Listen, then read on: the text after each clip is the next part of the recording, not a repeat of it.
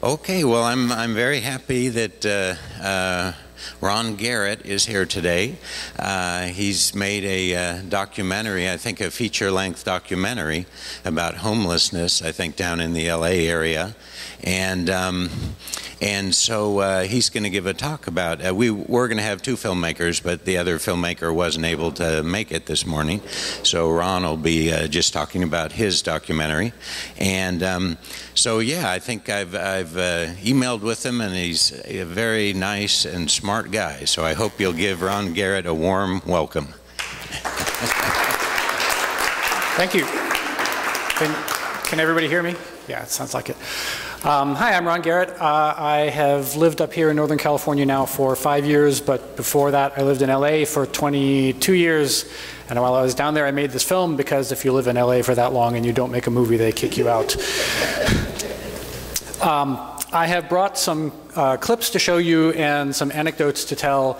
I'm going to start out just by showing the trailer so that you can get an idea of what it is that I'm talking about.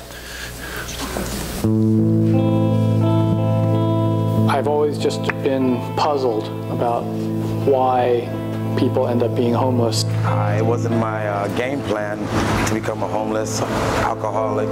I didn't go to the guidance counselor, and we didn't map out this as my life's destiny. I grew up upper middle class. We had everything we ever wanted. You got a degree in psychology? Yeah. You had a counseling practice? I had a practice, yeah. I've got 5 grandchildren and 1 great-granddaughter. I'm a great-grandpa. I think over 90% of the people who are homeless were not kicked out of life, they quit life. It's almost a cliche around here for people to make movies about homeless people. And most of them are pretty depressing. I wanted to make a film about homelessness with a happy ending. So I thought, here's a guy that I can help get off the street and make a movie about it. And when I get him off the street, that'll be my happy ending. And what happened? It's nearly impossible for a man my age to find work. I've had a total of 71 interviews since I've been here. It's not for lack of trying. I can't get hired at Burger King. You got to go through all of this medical crap. You got to see this doctor and that doctor and this doctor and that doctor.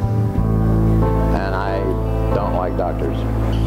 You know, people come up to me every day and say, go get a job, you know. I could go get a job, but what am I going to do? I do it with nothing. I don't even have the teensiest pieces to get to a job. Can't even afford to hop on a bus to get there.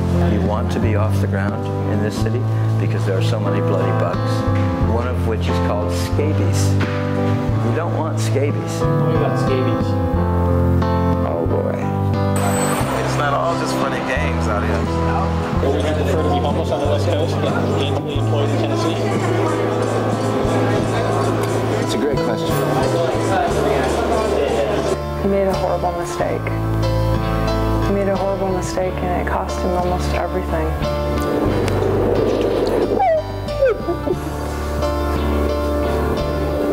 Did you turn down the volume?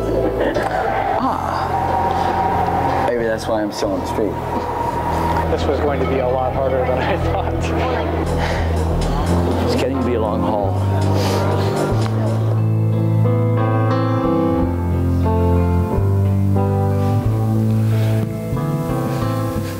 So that video quality is really awful. Could everybody kind of see and understand what was going on there? Okay. Let me start by just asking, has anybody here ever been homeless or had a close friend or a family member who's been homeless? 1, 2, 3. Okay, so a few.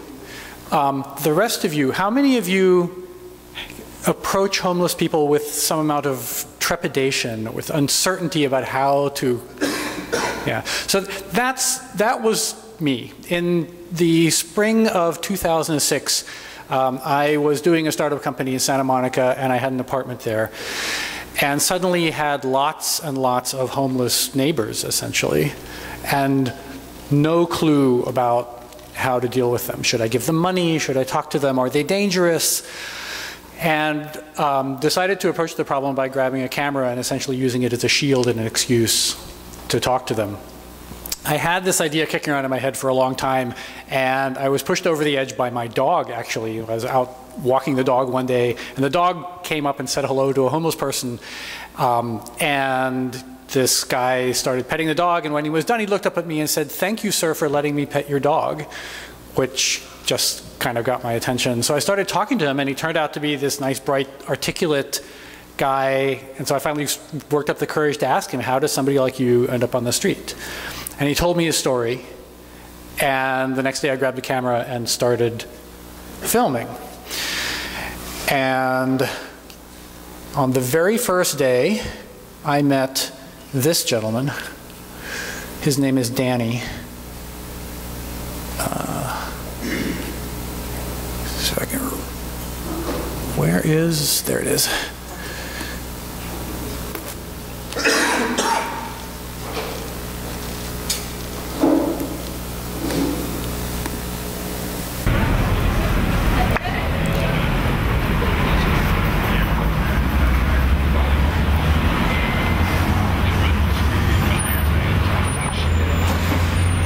Now, this is raw, unedited footage, and this is actually not in the film. Most of the clips I'm going to be showing you today are not actually in the film because I didn't want to spoil it. But I don't know if you can tell, but he's just sitting on a bench and talking to himself. And he's got this long flowing beard, which you can't really see in this image. But he's kind of scary, and I'm filming him surreptitiously. I'm holding the camera down by my side, and I've turned on the record button, trying to get footage of him without him being aware of it, because I'm a little bit uncertain about what he's going to do if he sees me filming him. And after a little while, he actually did notice that I was filming him, and this happened.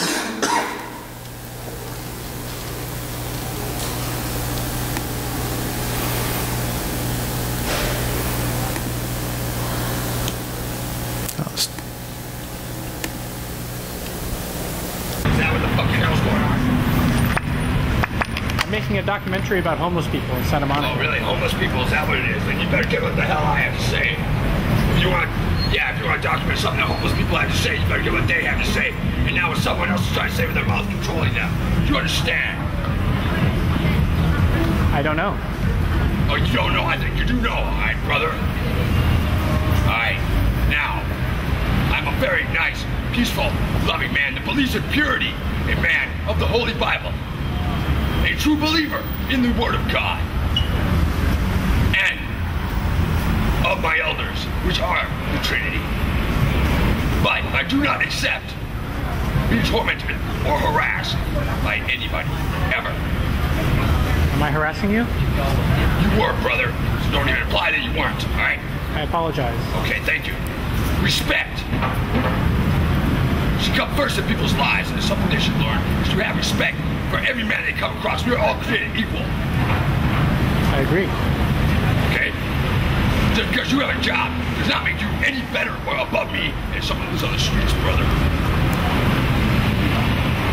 Is it okay for me to film you? Yes, it is. You have been, haven't you? Excuse me? You have been, haven't you? It's on. There's a it is. When you're here and you're doing that. And I should have asked you for permission before I started, and I apologize that I didn't. Yeah. Okay, respect. Okay, equal rights are real. That is the First Amendment, is equal rights. Therefore, I'm equal to that. Sitting in the office of the president, according to the law, with freedom of speech, which is an amendment too. I don't know the order of the amendments and stuff like that. It's the truth. I get controlled on by people with powers like the government. Alright, but, and gods and stuff and elders do teach me and give me an education. Alright? And I really do not appreciate this attitude they're trying to push on me because I do not have one. I'm a very nice, peaceful, loving man. I've never even been in a fight. Now, you please conduct me correctly, as the gods involved here. What's your name? My name is Daniel John Kewen. They call me Danny. I am Super Danny. These are my Superman shoes, and I am a man. A real living man. And, no, I do not accept being tormented, but I'm sure there isn't anybody out there that does. I'm sure I am just as right and equal as that sitting in an office. I'm going to pause it there. I'm happy to play the rest of it for you if you want. But he basically starts going on telling stories about how he's 5 billion years old and the gods are educating him. And it's really interesting, but he prattles on for a while. The interesting thing about this clip to me is, I don't know if you could tell, but I was scared witless when that happened. This was the very first day of shooting. I had zero experience, had never interacted with somebody like this before, and I had no idea what he was going to do. But this was one of the most educational experiences of my life, because as soon as I just started approaching, this is probably one of the scariest dudes you'll ever meet out on the street, except for somebody who's actually violent, which Danny turned out to be one of the nicest, sweetest people you could ever hope to meet. But he is floridly schizophrenic, but completely harmless. As soon as you start treating him like a human being, then all of the scariness just evaporates. And I don't know if you could hear it, but that last line out of his mouth was, "My name is Daniel P. Kuhn, and I am a man, a real living man." And that line has just stuck with me through the years. So he was obviously not going to be a suitable subject for me, because he had problems that were completely beyond my abilities to deal with. So I had to go and find somebody else for this project that I had, trying to make a film about homelessness with a happy ending.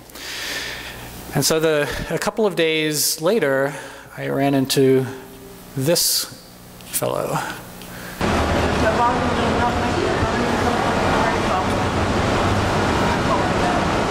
What's your name? Major Robert Hooks. What branch of the service? United States Marine Corps, 2nd Force Recon, Oslo Beach, Kalamazoo, Tontian, Fubai, Chulai, Tonga, Quezon, Da Nang, Firebase, Florida. And you understand that you're being filmed for a documentary, and give you your consent? I think somebody should watch one. I'm cold and wet, and I'll do it for nothing. You'll make it right. Type my cover up. One moment.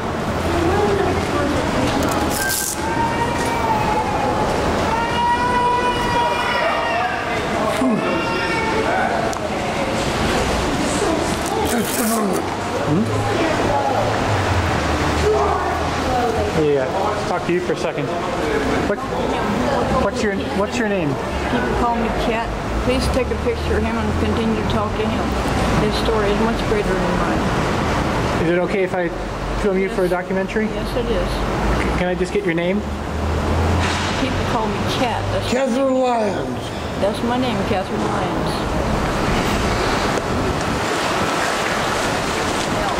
On February the 11th,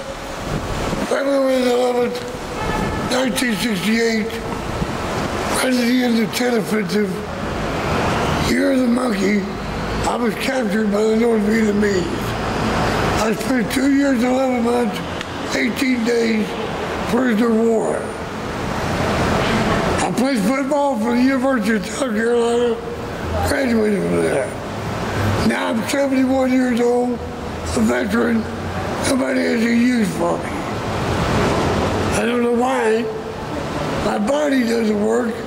I was shot 5 times. I have the Congressional Medal of Honor, the Navy Cross, 2 Silver Stars, 1 Star, 1 Bronze Star, 5 Purple Hearts, Vietnamese Cross Country, French Vietnamese Medal of Honor, also, and 27 others. I'm the 3rd most decorated Marine in Marine Corps history. And I'm wet, and I'm pissed. And I will remain pissed till some of you civilians get off your ass and realize that freedom is not free. We fought for this time on you. And we didn't. I'm going to pause that there. Excuse me? The sound was very garbled. Okay, so I'll recap, because basically he says that he is a Vietnam veteran from the United States Marine Corps. He gave a very long list of all the decorations that he received, and said that he was the 3rd most decorated Marine in United States Marine Corps history. Which, if it's true, that's a heck of a story, right? How many, for those of you who could understand what he was saying, did anyone find him plausible, remotely plausible. Yes. So, I couldn't hear a lot of what he said, but I did hear him list a lot of places he's been in Vietnam. I have heard a lot of those places. I believe he is in Vietnam. So he told his story without stumbling at all. And it goes on, by the way, and he keeps talking, and it's the same cadence. He doesn't contradict himself. It's a very compelling story. It's either true or he's an incredibly good liar. But which is it? So I went out to try to find out, because if it's true, again, it's a heck of a story I've stumbled onto here. So one of the, Why would it matter whether he was the most decorated member of the service or whether he was drafted kicking and screaming and sent and stayed out of every risk that was possible to stay out of? Well, but now he's on the street. From the point of view of a humanist, it shouldn't matter. From the point of view of a filmmaker, the reason that it matters is because a random Vietnam draftee ending up on the street is not an interesting story. Our country is sadly chock full of people like that. But the story of a Congressional Medal of Honor winner ending up on the street, that would get people's attention. That's, well, by the way, one of the decorations that he claimed to receive was the Congressional Medal of Honor. And that was one that was easy to check on, because the Congressional Medal of Honor, that's a big deal. And it's not hard to find a list of all the winners of the Congressional Medal of Honor that there have ever been. And he wasn't on it. Yeah? I was just going to say, I was going to say before you revealed that was a good word said about that. So. Okay. Well, you have a better bogometer than I do, or than I did. But so now the question that's stuck in my mind is, okay, so the story that he told me was not true. Is there any truth in it at all? And so because there might be an interesting story here, even if it's not the story that he told. And so I thought that, well, let's suppose that the part of it was true, that he really was in the Marine Corps, then there should be a record of him, and I should be able to find out where he did serve. The problem is that all I had to go on was his name, the name that he gave me, Robert Hooks, which turns out to be a very common name, and there are lots and lots of Roberts Hooks who have served in the United States Marine Corps. And so that turned out to be a... He doesn't know his serial number. Everybody in the military has to know their serial number. You know, I was so naive at the time when I started this, it didn't occur to me to ask. And in fact, you're in 9 years since this happened, 8 years, because this was already 1 year into filming. I spent 2 years filming this and 2 years editing, so 4 years from start to finish. Long project. You're the first person to ever suggest that to me. It's still no marketing. It's got about 9 to 10 digits. I believe you. The figures to forget. Yes? One thing I would like to make the distinction that perhaps these people did serve in the military and it was honest, but from an article I read in the Wall Street Journal that for every one guy who's carrying a gun, who is in danger in the military, there are 12 others who are working in the warehouse, the kitchen, the laundry room. So it's fine that he worked, but let's not make them all heroes. Let me finish the story. So I had nothing to go on. So I was stuck, and I went on to find other subjects, and I was filming them. And then one day I ran into Catherine, the woman, and she's in a wheelchair. She was wheeling herself around the promenade, and she was looking distraught. And she told me that Robert was in the hospital, and that they wouldn't let her in to visit him because she wasn't family. And could I do anything to help? And I pulled every string that I could, but I was not able to get her in to visit him, and he died. And after that, she was even more distraught. And she showed me a journal that she had kept. And in that journal, she had his name written down with his middle name, which I don't recall anymore. But I caught just a glimpse of his middle name as she was showing me his journal. And so I went back and tried to find him again now that I knew his full name. And I was able to track him down. And more to the point, I was able to track down his family, who lived in North Carolina. And Robert Hooks' story turned out to be that he was basically a career con. He had served in the Marines, but he was basically a career con man. He did serve in logistics. He never saw combat. And he spent basically his entire life conning people wherever he went. And he was very, very good at it. But they'd lost track of him 10, 15 years prior. They had no idea where he was or what had become of him. And so I was able to gather the footage that I'd shot of him and make a DVD and send that to the family, for which they were very grateful, because that was the only contact they had with him, the only way they could find out even where he was. And they were eventually able to come out to California and claim his body and bury it and achieve some closure that way. Which was a great story, but the problem with it was I didn't get any of it on film, so I couldn't use it. But I'd like to show you a clip of a small success that I did get on film and did incorporate into the movie as a little vignette.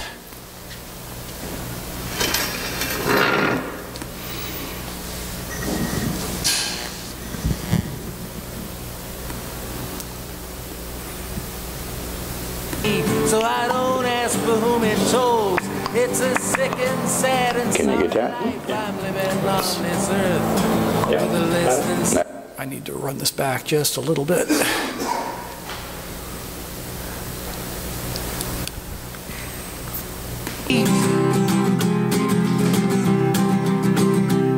And I got the underhand on all the understanding souls, and a talent for portraying strictly undemanding roles. Let's start somewhere. Here's me the day I was born. And my mother. So I don't ask for whom it tolls. It's a sick and sad and Can you get that? I'm living on this earth. Yeah. That was the day I was born. As you can see, it's rather old. And here's me and my grandmother, a week after I was born. My son Robert, named after Bob. Poppy's telling me the story of his life, and I'm filming it all, and then he starts showing me these family photos. And I'm sitting here thinking to myself, why am I even wasting tape on this? Because there's no way I'm ever going to be able to use any of this in the film. It's just stultifyingly boring watching an old man showing old family photos. You show me one photo after another, after another, after another, but I figured, you know, what the heck, tape is cheap.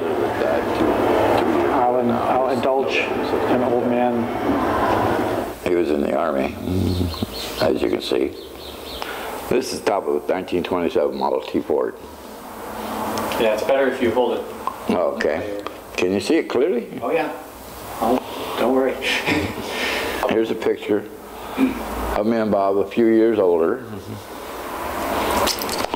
Here's a couple of pictures of my wife and my kids. My wife is the taller one of the two, the three. That's my second wife, my two daughters.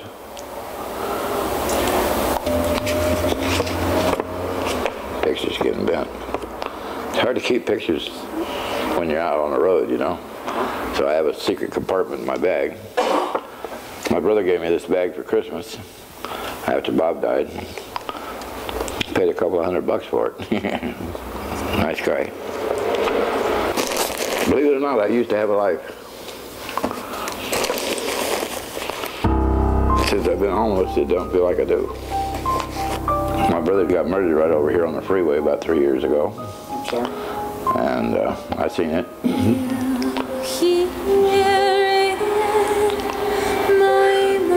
Died in my arms.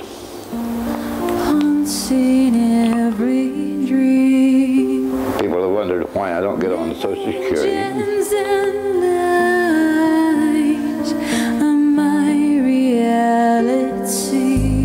I just haven't been able to because of my mind.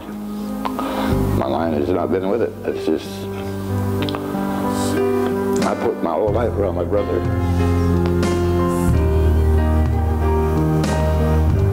And when he died,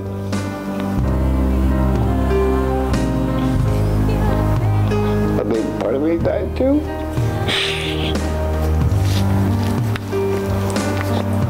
It's still hard to talk about it. Let me know if you want me to turn the camera off. No, that's all right. That's all right. Somebody ought to see this. Somebody ought to know. Here's what Bob looked like when he died. This was taken just a year or so before he died.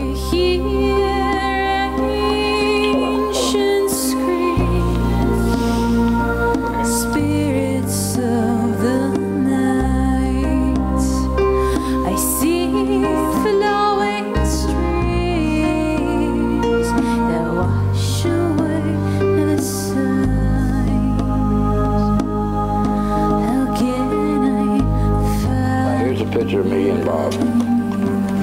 Wish I could part the rain, see your This is Bob, this is me. find the truth that We looked a bit alike. lies. Take your pain, make it mine, and cry for the last time. Cry for the last time. I fell asleep over here on a chair, had my feet up on the bag, and I guess my feet slid off and somebody just walked off with it. Somebody took your bag. Yeah. All of my pictures, my clothes, pictures from the time I was born. You've seen them. I was wondering, you got them on film. Is there any chance you could give me some snapshots out of them? Oh, that's great. Pretty sure I can. See your eyes, find the truth and where it lies. Take your pain, make it mine, and cry for the last time. Cry for the last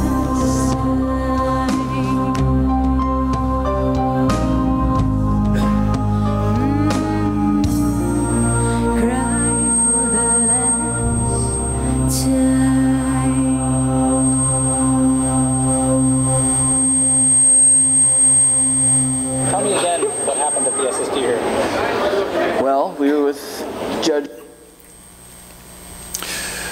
So that was actually going to be the end of my presentation because there was going to be another speaker today. I have some more footage that I can show you if you're interested that I had as sort of a backup in case of this eventuality, or just open it up for questions. What would you like to do? I'd like discussion. Questions. Okay. Okay. I'll go around and take your questions or your comments.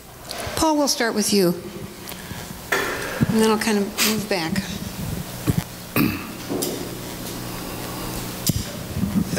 With your experience, I'd like to just your reflections on what you've learned about homelessness, what you've learned about why people are on the street, what you see as appropriate responses to it. How can we respond to it? Yeah, so the two big lessons that I came away with, and I usually tell this story to people after they've seen the film, and I don't want to tell you too much about what happens because I want you to watch the film and I don't want to give away the ending. But the two lessons are, first of all, that homeless people are people, which seems like an obvious thing, but what I mean by that is that the range of people that you find on the streets is every bit as broad and diverse as the range of people you find in houses. One of the, I don't know if you caught it in the trailer, but one of the subjects of my film was a psychologist. He was a practicing marriage and family therapist. And the story of how he ended up on the streets is a very interesting one. I met people who were personal assistants to celebrities. I met people who, I never actually met anyone with a PhD, but I know around here in Silicon Valley, there are people with PhDs on the streets. And you will find sane people, you will find crazy people.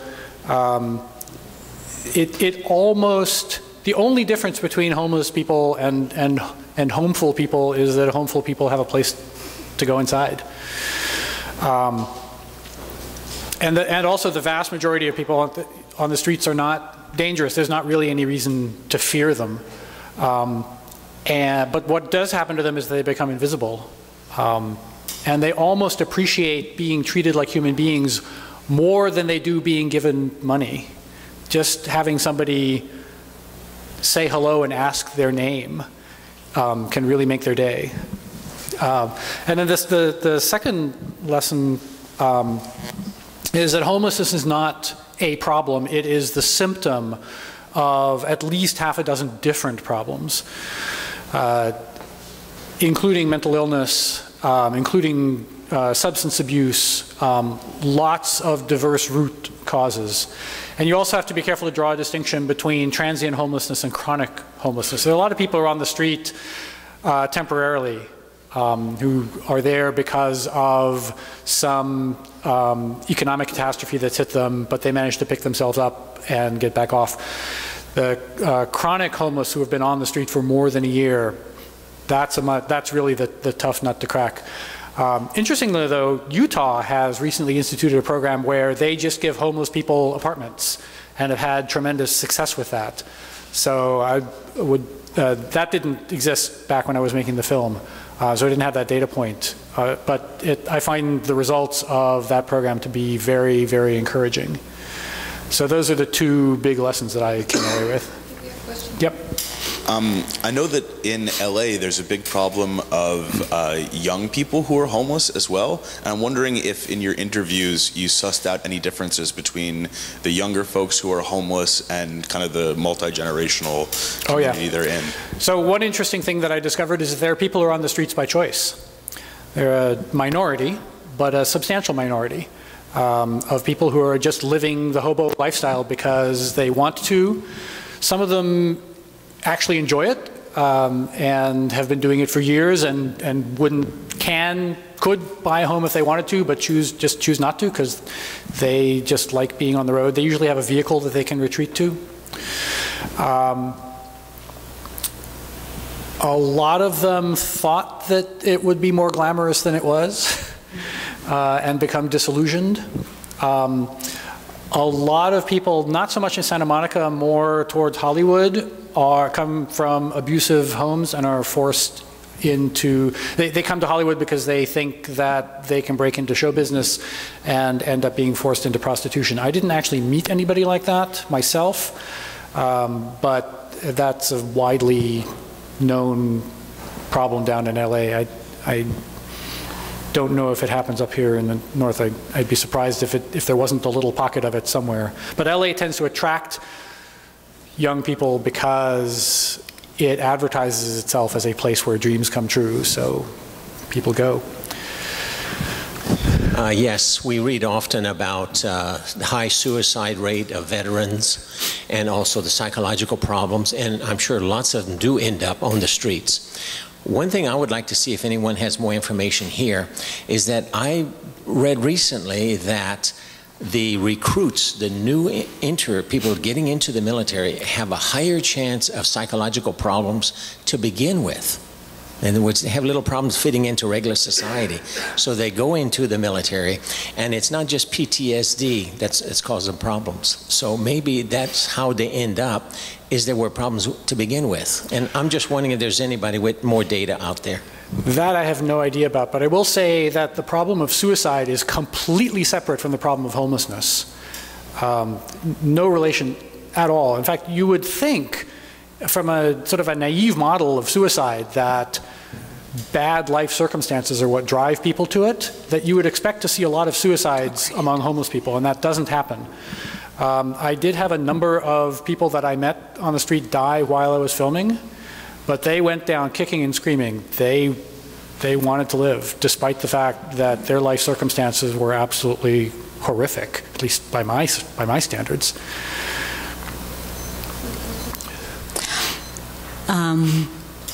Your last story was interesting.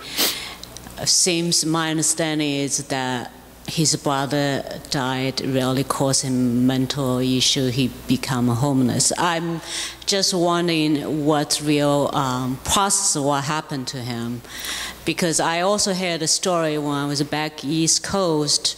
A woman was very regular, and she actually owned a house, but then the government wanted to do something with the land. Basically, her house was sequestered, and then she just became homeless.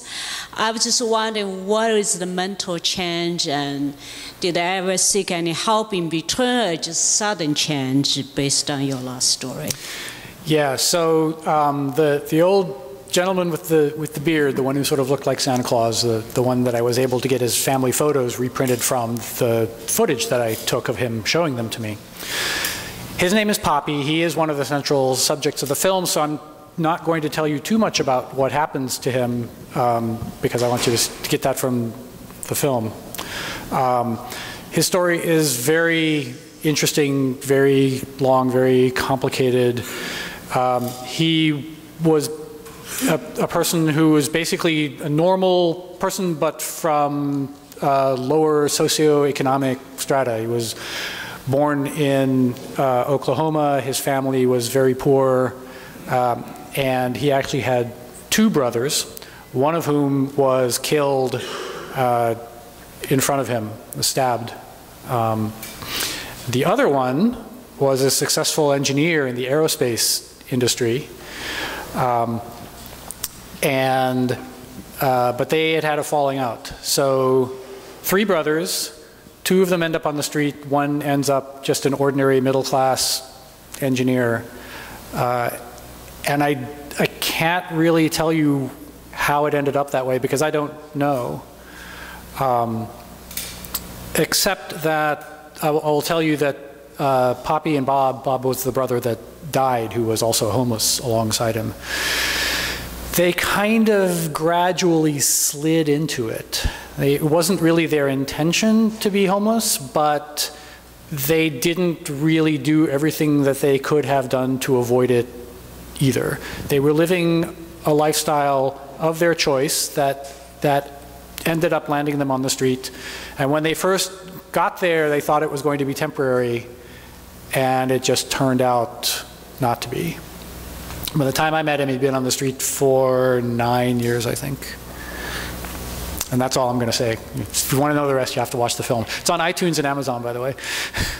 I've actually been talking with Harry Ann about doing a screening at University of Palo Alto, and I would love to do that for you too, because it's actually a very different experience watching the film on a big screen with really good sound in a group than it is watching it on a computer or on a small screen. It's been screened once in a real theater at a film festival, and I was watching my own film, and I knew every single frame. You know, I was intimately familiar with every split second of it, but it was almost like watching it like I'd never seen it before, because it's such a different experience watching it when the sound and the image are actually high quality. I want to make a few comments. One of the problems here is that the United States is not in compliance with Article 22 of the Universal Declaration of Human Rights, which says that people have the right to the basic necessities of life, including a place to live, and food and clothing and medical care. These are human rights. They're not really recognized in this country, but they are recognized in other countries, especially Denmark, Sweden, Norway, and several others. There are no homeless people in the street because they have a safety net for people. So I think Americans are not aware that, you know, we believe in, we talk about human rights all over the world and so on, but, you know, things like that, a place to live and a place to eat is more important than the right to vote or so on. So I think what we might do, we might make copies of the Article 22 of the Declaration of Human Rights and litter the streets with them. spread and get arrested to try to raise public awareness in the media, you know, on this issue. This is an important issue.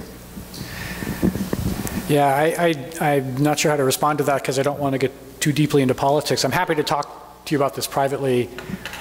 All that I'll say is that based on my experience, I'm not optimistic that that will meet with much success, but I wish you the best of luck and I hope you prove me wrong. I would just like to make a comment. I know it's not a question, but in response to things that various people have said, my experience is it can sometimes be very small things that can throw people completely out of a normal existence. That is to say, a few unfortunate experiences or something, it's not, I'm not explaining this very well, but it... Let me take a shot at paraphrasing what I think you're trying to get at. There are a lot of people, especially here in this country, by the standards of a first world country, there are an awful lot of people here living on the hairy financial edge. And as long as everything goes perfectly, they're okay. But when anything goes wrong, it doesn't take much to push them over that edge because they're living so close to it. And yes, that's absolutely true. It's unfortunate, but it's a whole nother topic that, again, I'm happy to discuss it with anyone who wants to get into it. But it's not what the film's about, so it's not what I was invited here to talk about. Happy to come talk about that as a separate topic, but that's... I have a quick comment and then a question based on the first person you were talking to who got angry with you because you were filming surreptitiously. When you first asked about people who knew, if we knew people, I know someone not well, but this person was a friend of my sister's who rejected her wealthy family's point of view about things, politics. And when she was out of a job, she just became homeless. She was not about to accept the support of her wealthy family. Do you see a lot of that? And the second thing is about the guy who noticed you were filming him. It probably is because, like, if he was ranting and raving, oh, I'm embarrassed that somebody saw me carrying on like this. I mean, even, you know, the dignity of that in spite of being homeless, did you see a lot of that, or did that one thing happen and cause you to be more upfront about filming them? So let me answer the second question first. Danny, the first clip I showed you after the trailer, the floridly schizophrenic one, he was the most floridly schizophrenic person that I encountered, the most obviously mentally ill person that I encountered. I did encounter a lot of other mentally ill people on the streets. It's one of the systemic causes of that branch of the homeless problem is the fact that sometime in the 60s, I don't know exactly the details of what happened, but I think it might have been a California State Supreme Court ruling that decided that you could not lock people up for being mentally ill against their will. And so there are now a lot of people who really ought to be institutionalized but can't be because they don't want to be. They don't want to be imprisoned. So that's a difficult problem. I also learned, by the way, that mental illness can take on an incredibly wide variety of manifestations, some of which are not immediately obvious. And some of that comes through in the film, so again, I don't want to say too much about that. But there are people who are mentally ill who hide it astonishingly well. And actually, I'll point to Robert Hooks as, I don't know if you want to call it a mental illness, but he was very, very good at dissembling. And he's hardly unique in that regard. Learned, in some cases, the hard way. Hello. I'm sorry, remind me of your first question? Hold on. Oh, the wealthy family. Yeah. No, I didn't see too many. I met a couple of people who had connections to money and didn't want to use them for one reason or another, but I wouldn't say that it's common, no. Remember to wait for the mic. Okay, in Seattle and Utah and in Madison, Wisconsin, they're creating this thing called Housing First. So they found that it's cheaper to put someone into some form of housing than it is to pay for the policing and the medical care and the emergency rooms, than to put them in the actual place to live. Yes, that's absolutely true. There's a lot of data for that. And if we ran the country rationally, it would be a complete no-brainer. But unfortunately, this country is not run rationally. It's a democracy. And it's chock full of irrational people who also get to vote.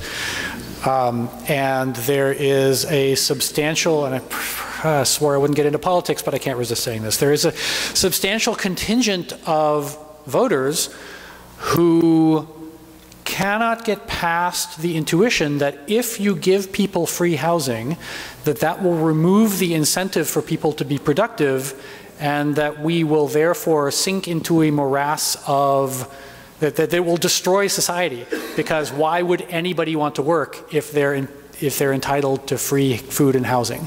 They think everybody will just go sit on the couch and watch ESPN all day, and I think they're wrong, but convincing them that they're wrong is not easy, and they vote, and that's the nub of that problem. That was an incredible presentation, you know, much better. I mean, I was expecting it to be good. It was great, Thank you. So, just wait till you see the movie. Well, I'm looking forward to seeing the movie now that I've seen this. You know, this is quite the teaser. So, I just wanted to say, you know, I really. And if you do watch the movie and you like it, please leave me a review. Okay, you know.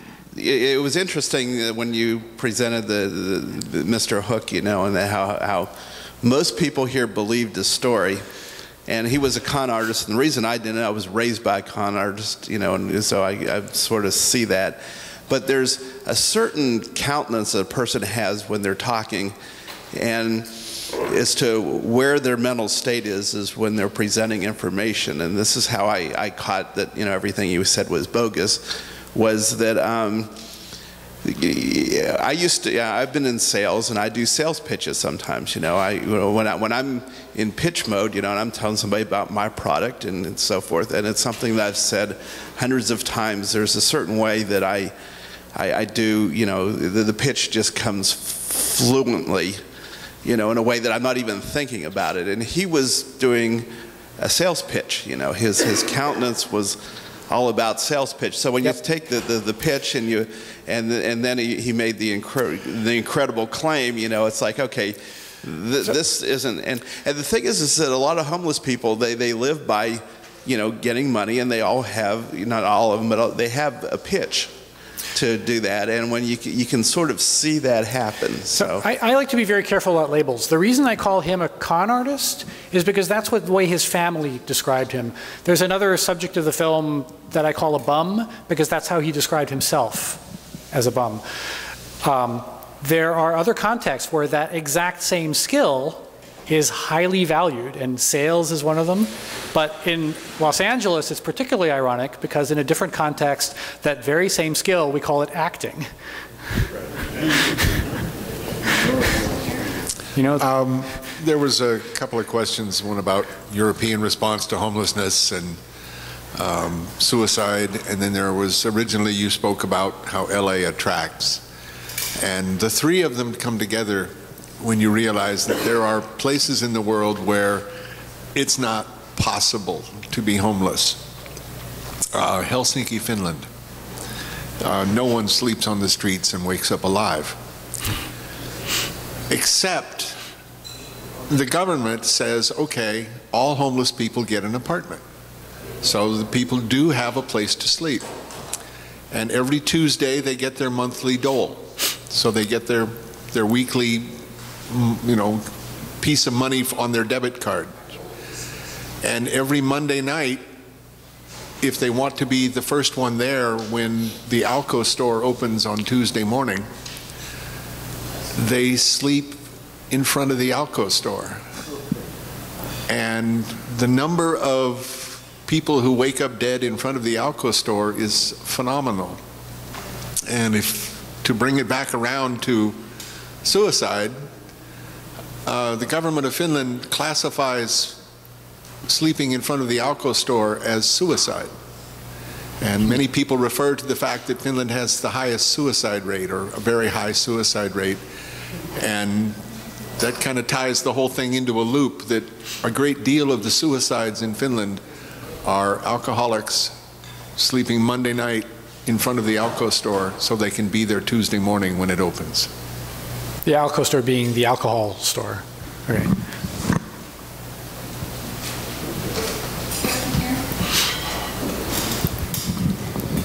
Oh, hi. I wonder, Dana St. George. Yeah, I'm wondering how much of our homelessness problem, I mean, it's partly, of course, a result of capitalism, but and high property values and irresponsibility on the part of our government. However, I think in the United States, our country is, I feel, having lived outside the country for several years, kind of pretty generally, a lot of people here are fantasy-based. I mean, we're dominated by the film industry and television, and people live these like fantasy lives.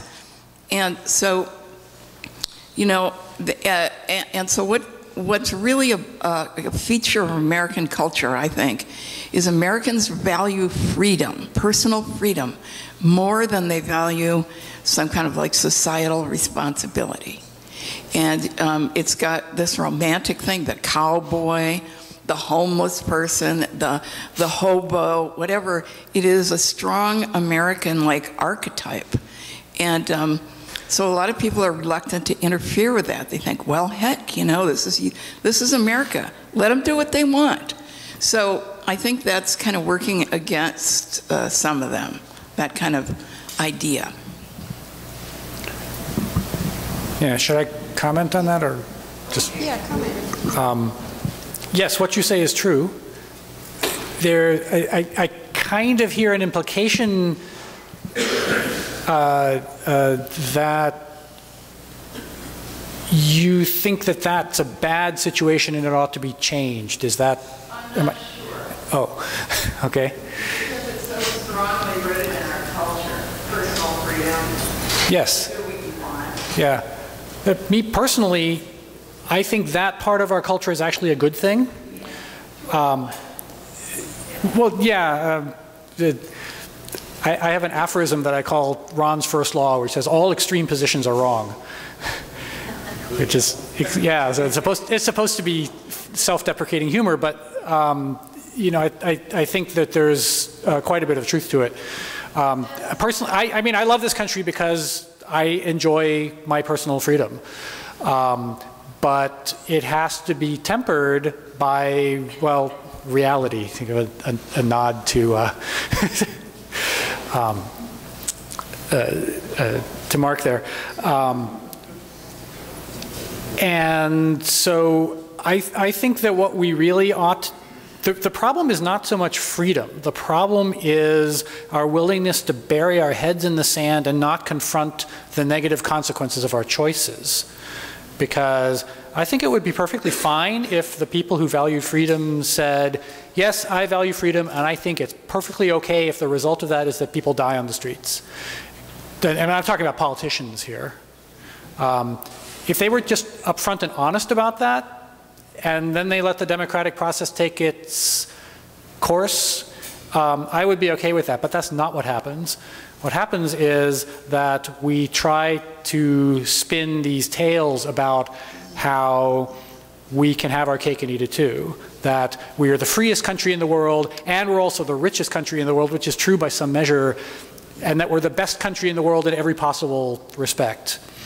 And that's not true. We're the best country in the world in certain respects, and not so good in other respects, which are a direct consequence of our optimizing for these first respects.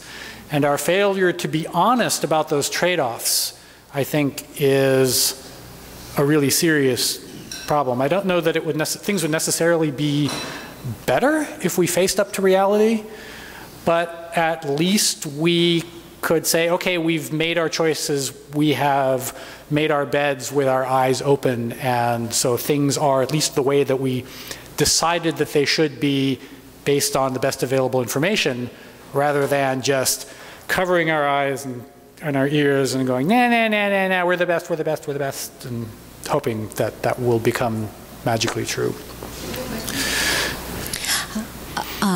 Just a comment or sort of question regarding the mental issues people have in this country or in the whole world. It's sort of very interesting. Many people, mental issues is part of like, it come with when we're born with certain genetic issues or some really chemical imbalance in our brain, but most of them people can accept that people have cancer, have HIV, but just cannot accept the mental issues. That's why people are hiding and getting worse and worse. I thought the society should be considered, think about all the mental issues just like any other kind of disease. We all have it, and people should be openly, seek treatment and consider it's not a big black mark on people. Yeah, that's one of the very hard problems, by the way. Perfect illustration of being honest about the trade-offs is how do you deal with the mentally ill? Because on the one hand, we value freedom, but on the other hand, it is simply a fact that not all humans are mentally competent. And we already, as a society, draw a line around young people and say, up until you reach a certain chronological age that we can objectively measure, we are not going to consider you a fully fledged adult human. Well, you get those same kinds of mental deficits in people who are older than 18 for various reasons, but now it becomes a lot harder to decide where to draw the line and who decides where that line ought to be drawn. It's a very, very difficult problem. There are no easy answers to that one. So, yeah, it's a comment. Jerry Grass, the state of Utah looked at the cost to the state of homelessness in terms of emergency room visits and food banks and stuff like that. Yeah, and it's cheaper to put people in apartments. That's right. That's what they've done. And apparently Camden, New Jersey is either doing it or considering doing it. Right. And that's why I think that actually is a no-brainer simply on economic grounds. We don't have to argue about the ideology. We simply have to argue about, well, it costs us more to keep people on the streets, so what do we really want to do? We want to pay more to have them on the street or less to have them in apartments? That one seems to me like a no-brainer. And this guy's been holding up his hand for a very long time, so... Okay. We'll give him a question, and then I think we're almost ready to eat. Let's see how it goes after this one. Food trumps everything. Yeah, I've been following things in Mountain View, and there's this coffee house, and it gets full of people who are consultants, but then they have wives which have pretty good, normal, stable jobs. And once in a while you run into a situation where one of these consultants have a falling out and has to leave home. And he's caught in a vulnerable situation known as the first month's rent, the last month's rent, and the deposit, which around here, where you just don't have the ready cash for it, if you get kicked out of your home. So, and that starts a downward spiral. Yeah. That's all. Okay, I think we have 2 questions over here, and then I think we'll call it a day because food is ready. I just wondered if you know how many of the people that you spoke with are completely estranged from their families. I don't know. I would guess most of them, but I don't know. I just comment there are organizations here that address the homeless problem. The Opportunity House just across the street over here, two doors down, has a lot of good programs. The Urban Ministry still exists. It was a predecessor to this organization, that facility has now been turned over to so it's a part of Envision. which has programs up and down the peninsula. Well, I'll just comment with that. There are places here that are provide assistance. I could probably make a whole separate movie about my efforts to partner with homeless shelters and other organizations purporting to help homeless people to try to arrange cross-promotional deals where they would help promote the film, and in exchange I would help promote their organization. I was not, to say that I was unsuccessful would be quite the understatement. And the underlying reasons why these organizations resisted that, like I said, I could make a whole nother movie about that. But one of my subjects referred at one point to the homeless industrial complex. And I don't know how fair that label is, because I haven't actually gone and looked into it. But based on what I did see firsthand, it sounds plausible. Maybe 15 years ago, a little more, I became just, my personal observation of people on the streets. I was concerned about the homeless problem. I'm an atheist, but the only organizations that I found that are even doing anything to address the issues was the Urban Ministry.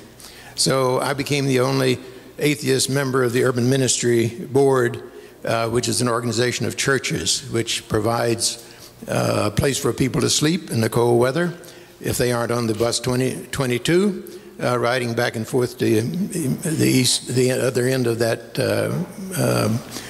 route. Out of the Urban Ministry came the Community Working Group, which raised the funds for the Opportunity House, which does provide housing. And the most important part of that, from my perspective, is for women and children who are on the street, who are so vulnerable. And so there's, it provides that, and there is also for single men. There's a medical clinic there, which is staffed.